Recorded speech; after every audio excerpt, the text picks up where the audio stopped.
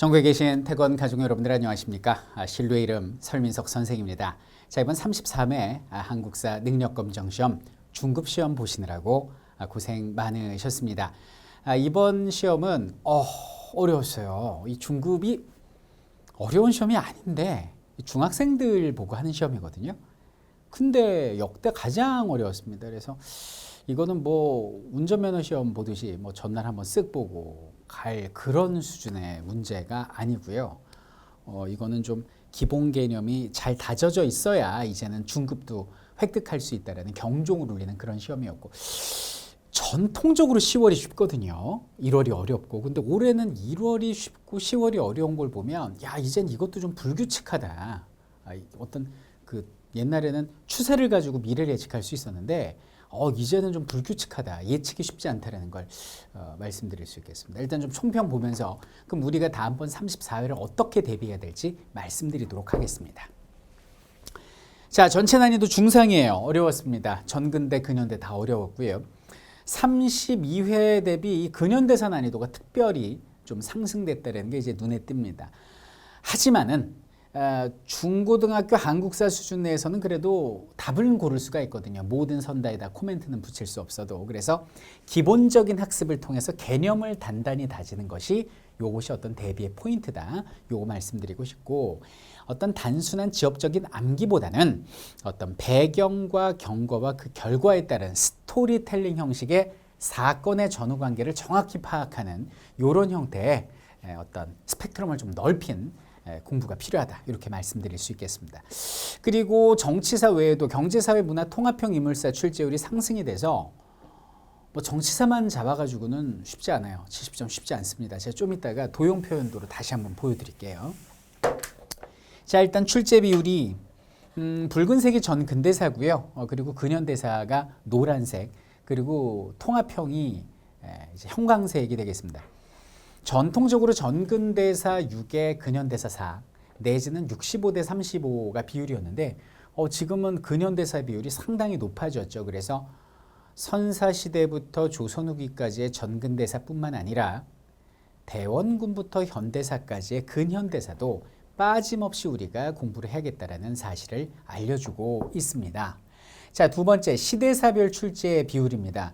이번에 고급과 중급의 공통점이 뭐냐면 고대에서의 출제가 상당히 높았다라는 겁니다. 수능의 경우는 고대 출제율은 낮고 고려부터 올라가다 조선 후기 때 정점을 찍는데 고대 출제 비율이 상당히 높고요. 그리고 전통적으로 뭐 조선 후기, 그리고 일제강점기 출제 비율이 또 상당히 높았다라는 이런 특징을 보여주는 것이 여기는 이번 33회 특징이 되겠습니다. 자, 이게 좀 중요한데요. 분류사별 출제 비율입니다. 정치가 여러분들이 볼 땐 굉장히 높아 보이지만 이 정치사에서 23문제면 그렇게 많이 출제된 건 아니거든요.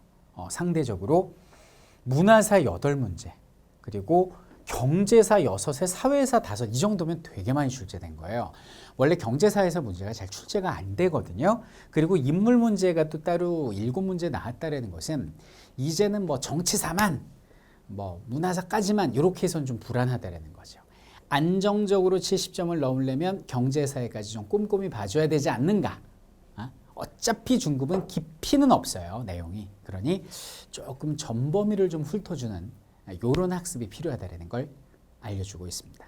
자, 그러면 이 백문이 불여일견이라고 직접 문제를 우리가 좀 풀어봐야 되는데 50문제를 미리 다 풀어보는 거 참 좋은 겁니다. 그것은 34회를 대비하시는 분들은 지금 내가 한국사 수준이 어느 정도일까라는 것을 측정할 수 있는 척도가 되니까 50문제를 한번 풀어봐서 점수를 내보는 거 좋은 공부 방식이고요. 대신 이제 시간을 짧고 효율적으로 공부하기 위해서는 대표적인 유형만 뽑으면 되거든요. 그래서 어려웠던 문제, 귀감이 될 만한 문제를 5문제를 제가 뽑아봤어요.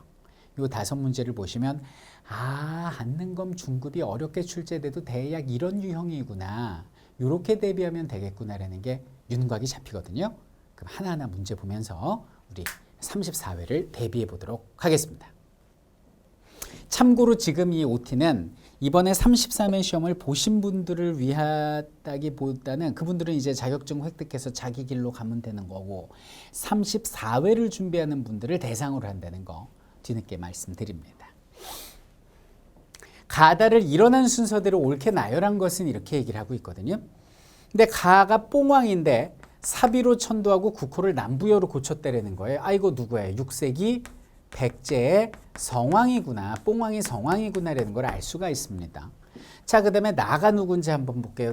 나를 보니까 동진에서 온 마라난타로부터 불교를 받아들였대요.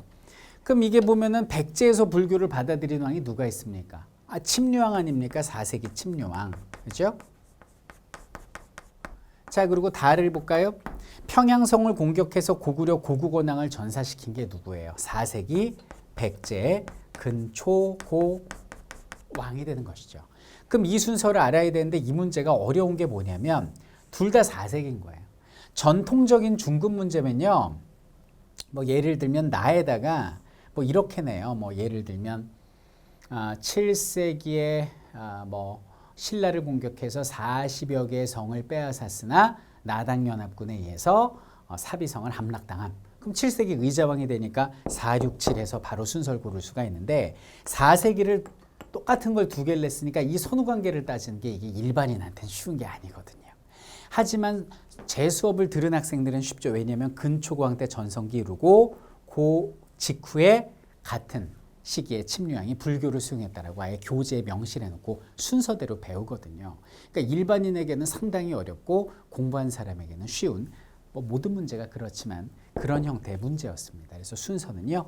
다 나가 여기는 5번이 답이 되겠습니다. 중급 수준에서는 그래도 좀 난이도가 있는 문제였습니다. 자, 그 다음 문제 우리 15번 문제 한번 보도록 할게요. 다음 상황이 나타난 시기를 이 시기를 연표에서 옳게 골라라 이렇게 얘기를 하고 있습니다. 그리고 고려시대라는 걸 알려주고 있어요. 이날 최후가 무신집권기의 최후가 왕에게 속히 강화도로 행차할 것을 청했다 이렇게 얘기를 합니다. 그럼 강화도를 왜 청해요? 최후 말년에 누가 쳐들어왔습니까? 바로 징기스칸의 후예였던 몽골 원나라가 쳐들어오니까 빨리 인천 앞바다에 있는 강화도로 개경해서 수도로 옮깁시다. 일단 섬으로 옮깁시다. 이렇게 된 거 아닙니까? 그러면 이거는 뭐예요? 최후가 집권하고 최후 말년이 되는 거지. 그죠? 그러면 이게 어느 시기에 들어가야 돼요? 일단 무신정변 이후에 이제 최후가 등장할 테고 정방을 설치한 게 최후 전성기 때잖아요. 그리고 여기는 1차 언몽연합군 일본 원정이라고 돼 있으니까 이때는 이미 원나라 간섭기 들어간 거잖아요. 그러니까 정방 설치하고 이후가 되겠죠. 최후 말년이 되니까. 그죠? 그래서 강화도로 천도했다가 나중에 다시 개경으로 환도했다가 몽골의 강압에 못 이겨서 려몽연합군이 일본 원정에 떠나는 요것이 이제 라의 내용이 되는 겁니다. 그래서 이 문제에서는 여기는 정방이 먼저냐 아니면은 강화도 천도가 먼저냐 요걸 알아야 풀 수 있는 건데 요거 뭐 다 수업 시간에 배우는 거니까요. 그죠? 이렇게 좀 디테일로 나눈다. 요거 좀 말씀드리고 싶고 자, 그 다음 문제가 이제 20번이거든요. 가라에 들어갈 내용으로 적절한 것을 보기에서 골라라 이렇게 얘기를 하는데 특이하게도 이번엔 여성들만을 모았습니다. 근데 이 문제가 어려웠던 게 뭐냐면 교과서에 나오지 않는 이 김만덕 같은 사람은 드라마에서 나오지 교과서에는 안 나오거든요. 그래서 좀 이게 좀 까다롭지 않았나 싶었는데요. 일단 선덕여왕은 볼까요? 여성으로 처음으로 신라 왕위에 올랐습니다. 선덕진덕. 그리고 하대 진성여왕이니까 기억 맞네요. 자, 그 다음 김만덕입니다. 김만덕은 조선시대 후기적에 제주도의 그 거상이었습니다. 근데 제주도가 어떤 그 흉년이 들어서 사람들이 굉장히 힘들 때 이 여자가 자기가 번 돈을 도네이션 해가지고 사람들을 먹여 살렸다는 거죠. 그래서 당시 임금님이 너무나 만덕이가 이뻐서 만덕아 소원을 말해봐. 소원이 뭐니라고 얘기했더니 저는 금강산 관광이 소원입니다라고 얘기를 해요. 그때까지만 해도 이제 유럽 관광 이건 상상도 못하고 금강산 관광 가는 게 이제 사람들의 소원이었거든요. 그래서 여성의 몸으로 금강산 관광을 갔던 이분이 이제 김만덕이죠. 그래서 드라마 김만덕 그 주연이 이미연 씨였잖아요. 흉년으로 고통받는 제주도민을 구하다. 그렇죠. 이것도 맞네. 그럼 답은 1번이란 얘기네요. 그럼 여기는 3, 4가 틀려야 되는데 자 유관순 볼게요. 유관순 모르는 사람이 어딨어. 기미독립선언서에 유관순. 을밀대 위에서 노동탄압을 규탄하다. 요거 좀 어려웠을 수 있는데요. 이거는 그 근현대사 교과서 있을 때 모든 교과서가 다 다루지는 않고요. 일부 교과서에서 다뤘던 강주룡 여사가 됩니다.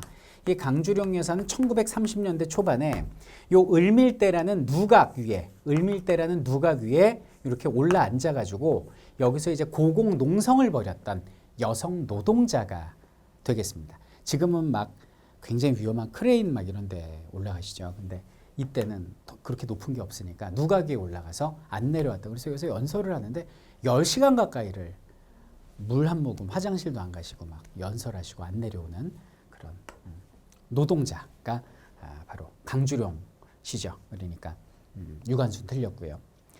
그 다음 볼까요?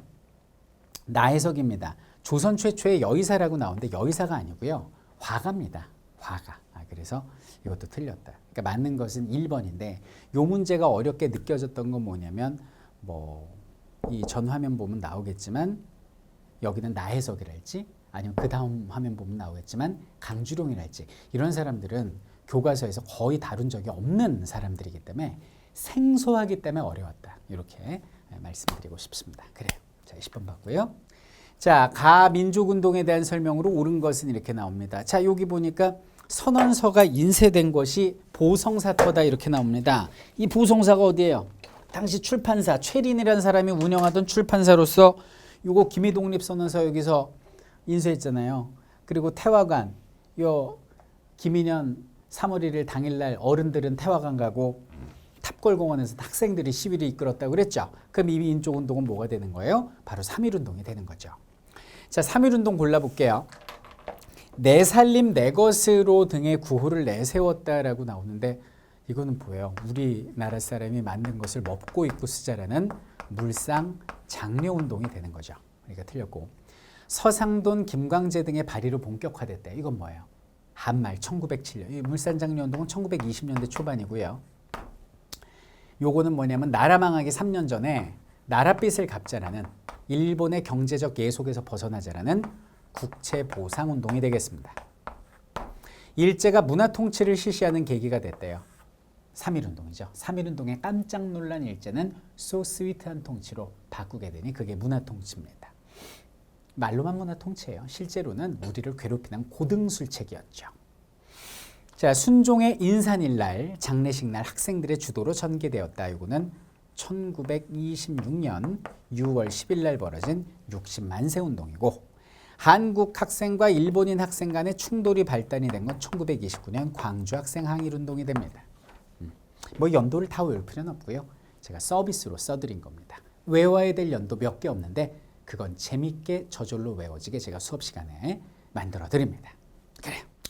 자, 마지막 문제를 보겠습니다. 49번 문제인데요. 다음과 같이 개원한 국회가 운영되었던 시기의 정치 상황으로 옳은 것은 이렇게 나옵니다. 이거 다 수업 시간에 배웠던 거죠. 딴 거 필요 없어요. 지금은 300명의 국회의원을 전부 다 국민 손으로 뽑는단 말이에요. 그것이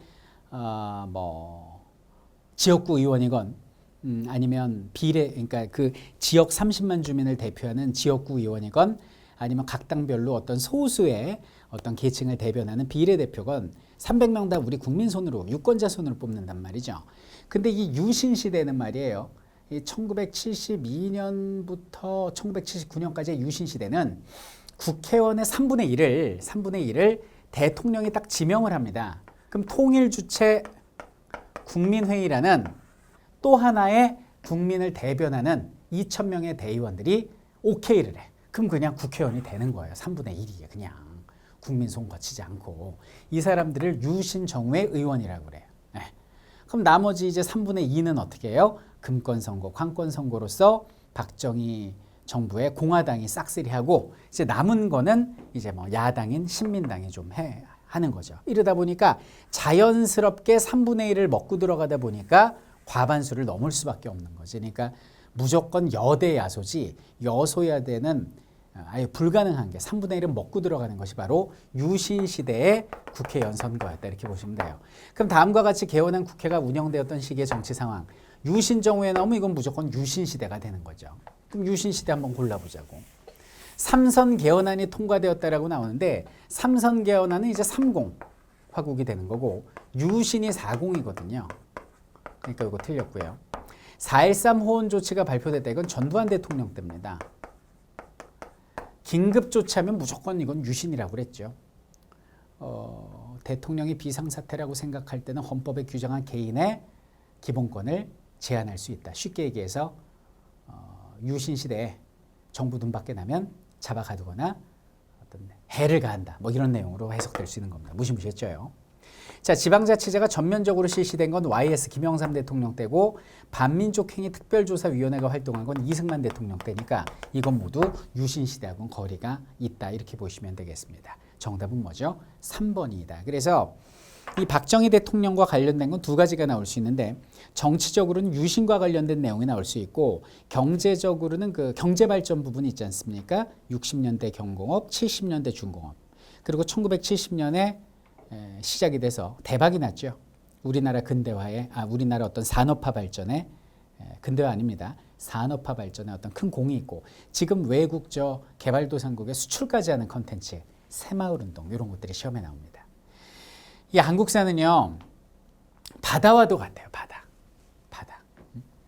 그 바다와도 같은데 그 한국사를 다 우리가 공부할 수는 없겠지만 시험을 대비하기 위한 지식이 따로 있다는 걸 알아야 돼요.